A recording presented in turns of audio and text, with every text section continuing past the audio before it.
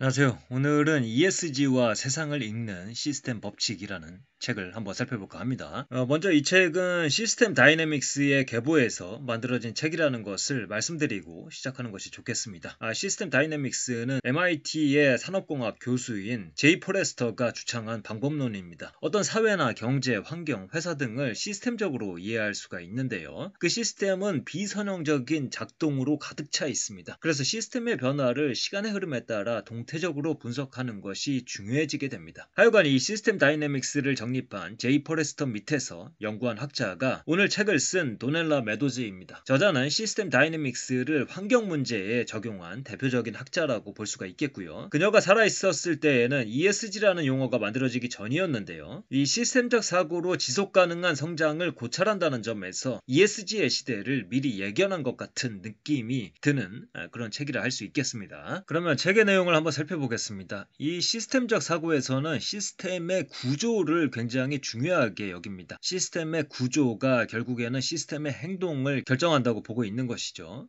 시스템이 잘 작동하고 있거나 혹은 잘 작동하고 있지 않을 때 그 원인을 살펴봐야 합니다. 그리고 그 원인을 살펴볼 때 시스템의 구조를 살펴보는 것이 핵심이다. 그래서 이 시스템의 구조를 살펴보면서 개선점을 찾아내거나 혹은 이 시스템이 잘 작동하고 있다면 그 작동에 이바지하고 있는 요소들을 어떻게 유지해야 하는가, 이런 것들을 시스템의 구조를 통해서 우리가 파악할 수가 있는 것이죠. 그러면 시스템의 정의를 한번 살펴보겠습니다. 시스템은 일련의 요소들이 뭔가를 달성하도록 일관되게 조직되고 상호 연결된 것이다. 이 정의를 잠깐만 깊이 살펴보면 시스템은 요소, 상호 연관성, 기능 혹은 목적이라는 세 가지로 구성된다는 사실을 알 수 있다. 그래서 이 시스템을 이해할 때는 그 시스템이 보여주려는 고유한 행동 패턴이 있다는 것, 그 행동 패턴은 그 시스템의 목적 혹은 기능이라고 할 수가 있겠고요. 그러니까 예를 들어서 간이라는 시스템은 뭔가를 해독하는 것이 그것의 목적 혹은 기능이 될 수가 있겠죠. 그리고 그 행동 패턴을 만들어내는 구조가 그 시스템 밑에 기반에 존재하고, 또 그 구조에는 당연히 요소들이 존재하고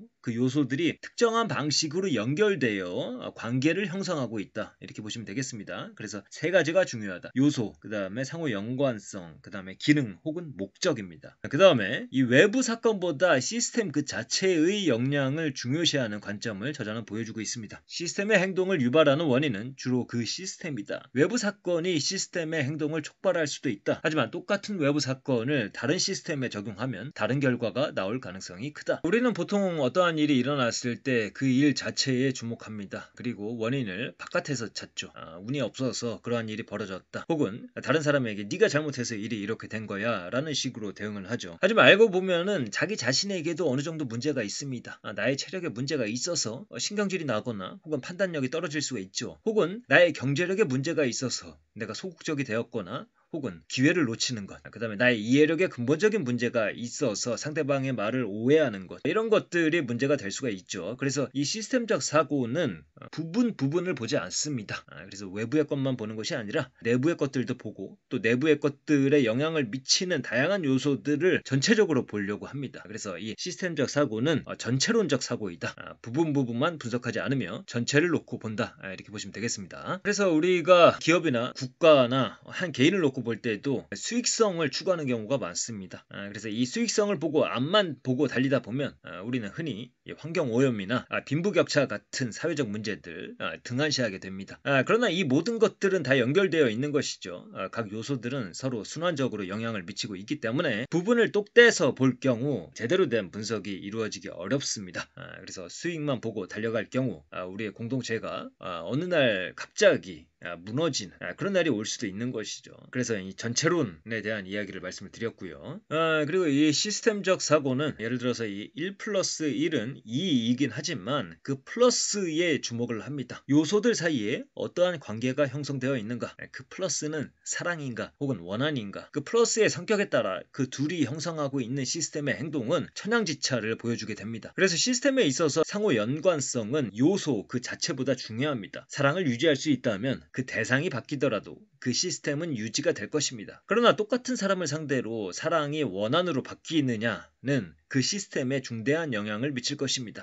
그 다음에 이 시스템의 목적 또한 중요합니다. 어떤 커플이 구성한 시스템이 잘 살자, 행복하게 살자라는 목적을 갖고 있는 것이 아니라 상대를 파괴시키는 것, 불행해지는 것, 인생에 실패하는 것을 목적으로 가동한다면 뭐 그런 사람은 실제로 존재하지 않겠지만 어쨌든 그런 식으로 그 시스템이 구성된다면 상호 연관성도 의미가 달라지게 됩니다. 망하는 것이 목표라면 사랑보다는 원한이 더 적합한 관계일지도 모르겠습니다. 그 다음에 시스템에서 가장 기초적인 요소는 저량입니다. 그러니까 물질로 보던 정보량으로 보던 돈으로 보던 기존에 쌓여있는 저장되어 있는 양을 말합니다. 그 다음에 유량은 빠져나가거나 들어오는 양입니다. 그래서 쉽게 말하자면 욕조에 있는 물은 저량이고요. 수도꼭지를 틀어서 들어오는 물은 유량입니다. 그 다음에 하수구를 통해서 빠져나가는 물도 유량, flow입니다. 그래서 물을 틀면 욕조가 차고 하수구 마개를 열면 물이 빠져나갑니다. 안에 들어있는 물이 100이고 1초마다 들어오는 물이 5, 1초마다 빠져나가는 물이 8일 때 시간의 흐름에 따라 욕조의 물이 빠져나가는 것, 그런 상태가 변하는 것을 보는 것, 즉 시스템이 시간에 따라 어떻게 행동하는지를 보는 것이 바로 시스템의 다이내믹스를 이해하는 것입니다. 본디 시스템의 목적이나 기능은 명확하게 드러나지 않는 것이지만 시스템의 행동을 분석하면 그 목적과 기능을 우리가 잘 추론할 수 있게 됩니다. 근데 좀 아까 욕조의 예에서 들어오는 물과 빠져나가는 물의 양이 거의 같다면 욕조 물의 양은 변화가 없을 것입니다. 이런 경우를 동적 평형, 다이내믹 이퀄리브리엄이라고 합니다.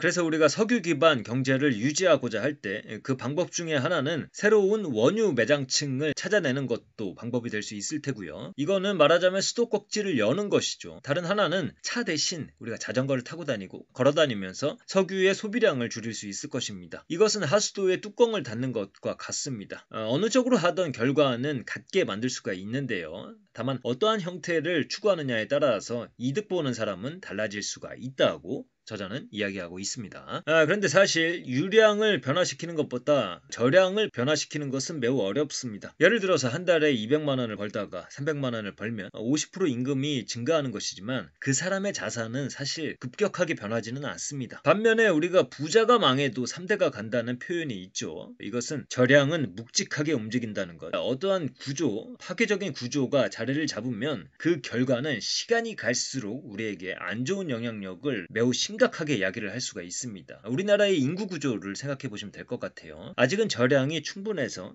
그 파급력을 경험하지 못하고 있지만 어느 순간에는 그 어떤 정치인이 순간적인 재치로 유량을 조절하려고 해도 오랜 시간 쌓인 저량의 구조에는 변화가 없기 때문에 우리는 고령화 사회에 많은 문제들에 봉착하는 날들이 필연적으로 오게 될 것입니다. 다시 아까 욕조의 예로 돌아가서요. 욕조에 물이 계속 차오르면 수도꼭지를 잠글 것입니다. 또는 너무 물이 빠져나가면 하수구의 뚜껑을 닫겠죠. 이것은 저량의 변화를 보고 특정한 결정을 내림으로써 유량을 조작하는 것입니다. 유량을 조작하는 이유는 그 유량이 저량에 영향을 미치기 때문입니다. 이러한 인과 사슬을 우리는 피드백 루프라고 부릅니다. 저량의 양을 보고 조절하는 결정, 그 결정에 따른 유량의 변화, 이 전부를 연결하는 개념이라고 보시면 되겠고요. 저자는 모든 시스템이 피드백 루프를 달고 있는 것은 아니라고 이야기를 합니다. 하지만 이 피드백 루프를 달고 있는 시스템은 기본적인 운영 단위가 이 피드백 루프가 된다. 그래서 다시 한번 정리를 하자면 저량, 유량, 그리고 유량과 저량의 관계는 피드백 루프로 구축이 되고요. 이러한 유량과 저량, 피드백 루프가 시스템의 구조를 이루게 됩니다. 그리고 시스템의 구조가 시스템의 행동을 결정하게 되는 것이죠. 그 다음에 피드백 루프 중에 균형 피드백 루프라는 게 있습니다. 우리가 열심히 일하고 나면 쉬고 싶다는 생각이 저절로 들죠. 우리 몸이 그렇게 만듭니다. 안정이 필요해, 쉼이 필요해, 이러면서 우리 몸이 자동적으로 그 쉼을 원하는 것, 더워지면 땀이 나는 것, 우리 몸은 36.5도를 목표로 삼는다. 이런 것이 바로 균형 피드백 루프입니다. 저량을 특정 상태 혹은 특정 목표로 유지시키고자 하는 피드백 루프라고 이해하시면 되겠습니다. 그 다음에 강화 피드백 루프라는 것이 있습니다. 이것은 쉽게 말해서 악순환 혹은 선순환을 의미합니다. 친구들 간의 장난이 싸움으로 번지는 경우가 있습니다. 또한 애들 싸움이 어른 싸움이 되는 경우도 있고요. 그리고 돈이 돈을 부른다는 개념도 있습니다. 돈의 저량이 충분하면 더 많은 돈을 끌고 와서 저량에 다시 부어넣게 됩니다. 그것도 점점 속도가 더 빨라지게 되죠.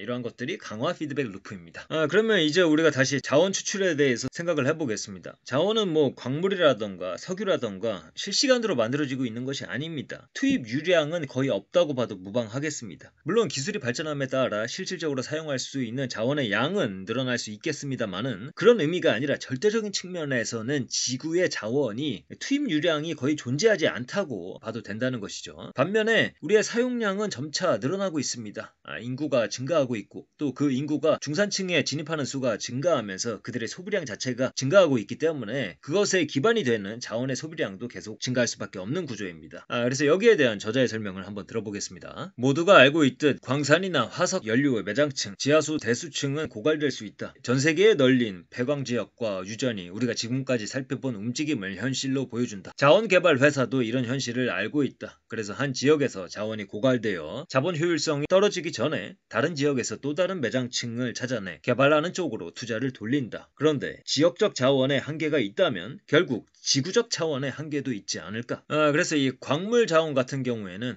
그것이 회복 불가능한 자원이기 때문에 저량이 중요한 것이고요. 어류같이 회복이 가능한 자원이라면 유량의 속도가 중요하겠습니다. 그래서 물고기들이 번성하는 속도보다 더 빨리 소비되느냐 아니냐의 문제이죠. 그래서 나이 어린 물고기들은 놔주는 것이죠.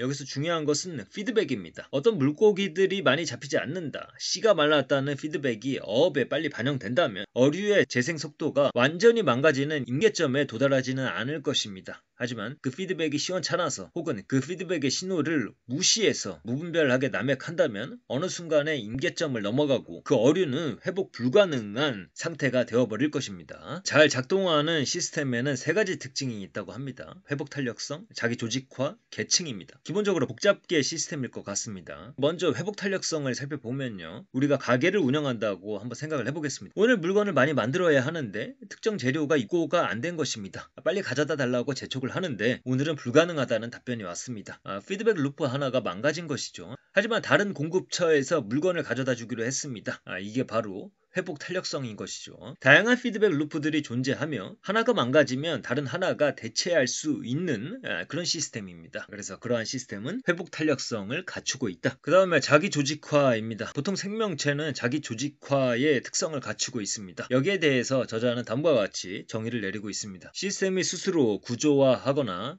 새로운 구조를 창출하거나 학습하거나 다양해지는 능력. 이 능력 덕분에 수정란 하나가 스스로 분열해 믿을 수 없을 만큼 복잡한 개구리나 닭, 인간으로 성장하고 자연히 유기화학 물질 웅덩이에서 무수히 많은 환상적인 종을 분화시켰다. 그래서 보통 자기 조직화 능력을 갖춘 시스템은 스스로 복잡해지면서 회복 탄력성을 갖추게 되는 그런 연결고리가 있습니다. 그리고 이 자기 조직화와 회복 탄력성 사이에 하나의 연결고리가 들어갑니다. 바로 계층인데요. 그러니까 자기 조직화하는 시스템은 스스로 구조를 만들어내고 복잡해지는 과정에서 계층을 만들어내게 됩니다. 계층을 갖게 된 자기 조직화하는 시스템은 의뢰이 회복 탄력성을 갖습니다. 예를 들어서요. 우리가 물건의 개수를 세고 있었다고 해보죠. 5개씩 묶음으로 세고 있었습니다. 그러다가 갑자기 걸려온 전화를 받습니다. 이때 세고 있던 숫자를 까먹습니다. 48이었나? 49였나? 그러면 여기서는 처음부터 다시 셀 필요가 없겠습니다. 5개씩 묶음으로 정리를 했으니까요. 5개씩 곱해보고 나머지 개수만 하나 둘 셋 세어봐도 되겠죠. 그래서 이렇게 계층을 가진 시스템은 추적해야 할 정보량이 줄어들게 되고요. 또 안정성과 회복 탄력성을 갖추게 됩니다. 계층이 중간에서 쿠션 역할을 해준다고 보면 되겠습니다. 그 다음에 계층이 있는 시스템은 하위 시스템과 전체 시스템으로 나눌 수가 있습니다. 하위 시스템은 하위 시스템 나름의 목표를 가질 수가 있습니다. 이를테면 축구 경기에서 팀의 승리보다 득점왕을 목표로 하는 축구 선수를 예로 들 수가 있겠습니다. 이 경우에는 중앙 통제가 필요하게 되겠죠. 팀을 위해서 어느 정도는 희생해야 한다. 팀을 위해서 움직여야 한다는 것입니다. 반면에 중앙 통제가 너무 강하고 하위 시스템에게 자율성을 주지 않는다면 그 하위 시스템 또한 자기 조직화가 불가능하고 회복 탄력성을 가져갈 수 없게 됩니다. 너무 팀을 위해서 희생하라고만 압박을 하면 그 선수가 득점을 하기 위해서 연구하고 창의성을 발휘하는 것이 막히게 됩니다. 그래서 통합정보 이론의 용어로 비유해서 설명을 하자면 정보의 풍부함과 통합성은 동시에 필요한 것이 아닌가 그렇게 생각을 해봅니다. 여러분이 찾아낸 방정식은 유효할 것이다. 하지만 누군가 창문을 활짝 열거나 실내 단열을 보강하거나 보일러를 켜거나 깜빡이 잊고 기름을 주문하지 않는 등 시스템의 구조에 뭔가 변화가 생길 때까지만 유효하다. 실내 온도가 갑자기 떨어져 바로잡아야 하거나 실내 온도를 일정하게 유지하면서 연료비를 절감할 방법을 찾는다면 행동 기반 분석은 도움이 되지 않는다. 시스템의 구조를 파고들어야만 할 것이다. 여기서 여러분이 찾아낸 방정식, 이것은 구조 없이 데이터만을 토대로 만들어낸 방정식입니다. 시스템의 구조에 뭔가 변화가 생기기 전까지는 이러한 데이터도 쓸모가 있다고 할 수가 있겠습니다. 그러나 이 시스템의 구조에 뭔가 획기적인 변화가 생긴다면 이 구조 자체에 대한 생각이 필요합니다. 인과관계는 기본적으로 구조에 기반하는 것 같습니다. 주디아 펄의 The Book of Why도 생각이 나는 부분이고요. 그래서 여기서는 피상적인 것만 보는 것도 문제가 있다고 이야기를 하고 있습니다. 그 다음에 보이지 않는 손을 생각해 보겠습니다. 개인들이 각자의 이익을 위해서 움직이면 사회 전체의 이익이 극대화된다는 개념입니다. 그러나 이것은 시장적 관점일 뿐이죠. 각자는 근시적인 관점을 벗어나지 못하기 때문에 각자의 이익만 보면서 우리의 환경을 망치거나 사회를 오히려 망칠 수도 있을 것입니다. 우리 각자는 제한된 합리성을 갖고 행위할 수밖에 없습니다. 그래서 우리는 시스템적 사고를 통해 전체를 보려고 노력해야 합니다. 이익만 볼 때 우리는 반드시 잃어버리는 것들이 있다. 그것이 개인의 삶에서 정확하게 손익으로 돌아가면 좋으련만 꿀 빠는 사람들 따로 있고 뺑이 치는 사람 따로 있는 게 참 어려운 문제라고 할 수가 있겠습니다. 하여간 이 지속 가능성, 장기적인 관점으로 봤을 때는 전체를 보는 것이 중요하다. 그것이 제한된 합리성을 벗어나는 방법이다. 그래서 좀 아까 피상적인 것과 깊이 들어가는 것을 이야기를 했다면 여기서는 부분을 보는 것과 전체를 보는 것의 차이를 이야기하고 있습니다. 그 다음에 균형 피드백 루프를 구성하는 것 중에 하나가 비상 대응 메커니즘입니다. 원자력 발전소의 비상 냉각 시스템이 해당이 되겠습니다. 이러한 비상 대응 메커니즘은 평상시에는 쓸모가 없습니다. 오로지 비상시에 쓸모가 있습니다. 그래서 비용을 발생시키고 쓸모가 없다라고 평상시에는 자주 느끼게 되겠죠. 그래서 이 비상 대응 메커니즘을 무력화시키려는 시도들이 존재하게 됩니다. 우리 삶에서 아주 흔하게는 짐을 둘 공간이 부족하다고 비상구를 막아두는 행위들도 해당이 되겠습니다. 그 다음에 일반적으로 아까 말씀드린 강화 피드백 루프의 영향력을 줄이는 것이 균형 루프의 영향력을 증대시키는 것보다 효과적이라고 합니다. 우리가 차를 몰면서 속도를 적정하게 유지하는 것은 이 급가속과 급감속을 반복하는 것보다는 아예 과속을 하지 않는 것이 좋을 것입니다. 차를 몰면서 속도를 막 급가속한다. 그것은 강화 피드백이고요.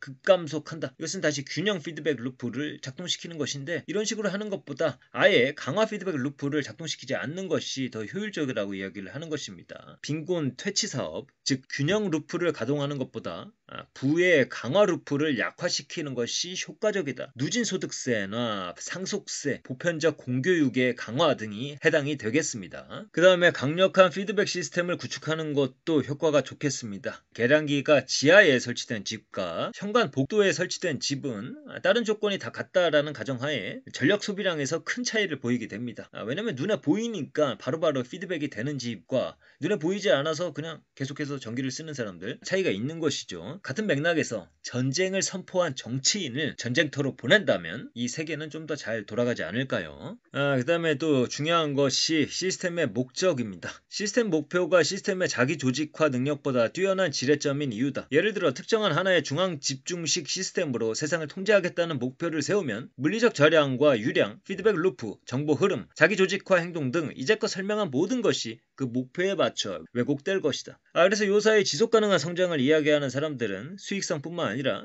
또 다른 중요한 목표, 아니 더 중요한 목표가 있다고 이야기를 합니다. 그 중에 하나가 생존일 것이고요. 어차피 다 죽으면 돈이 무슨 소용이냐라는 것이죠. 그래서 압도적인 자기 팽창, 강화 피드백을 보여주는 시스템을 상대하기 위해서는 더 큰 상위의 목표로부터 비롯되는 균형 피드백 루프로 상대해야 한다. 이렇게 이야기를 하고 있습니다. 마지막으로 시스템적 사고는 만능 열쇠가 아닙니다.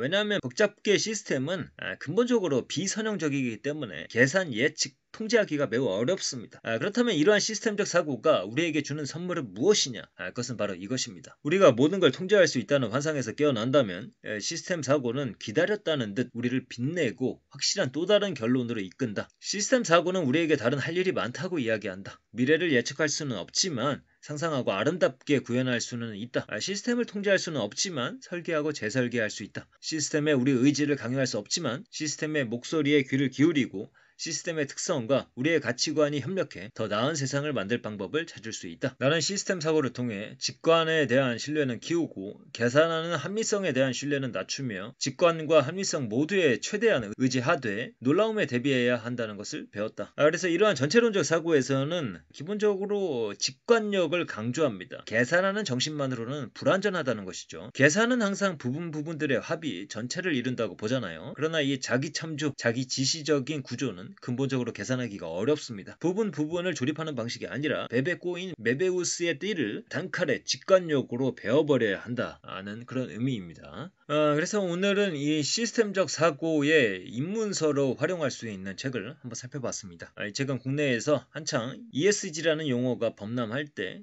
이 ESG라는 이름을 책에 달고 한국판으로 나온 것 같습니다. 그런데 원제는 그냥 Thinking in Systems로 단순한 제목을 갖고 있습니다. 그래서 이 책은 이제 원서로 보면은 굉장히 반응도 좋았던 책이고 많은 사람들이 리뷰를 남긴 그런 책입니다. 그래서 이제 오스의 조망 효과에서 갑자기 시스템 다이내믹스가 툭 튀어나와서 조금 맥락이 이해가 안 가실 수도 있는데 다음에 기회가 되면 요즘에 공부하는 것들의 맥락을 한번 정리하는 시간도 가져보도록 하겠습니다. 일단 오늘의 내용은 이것으로 마치도록 하겠습니다. 감사합니다.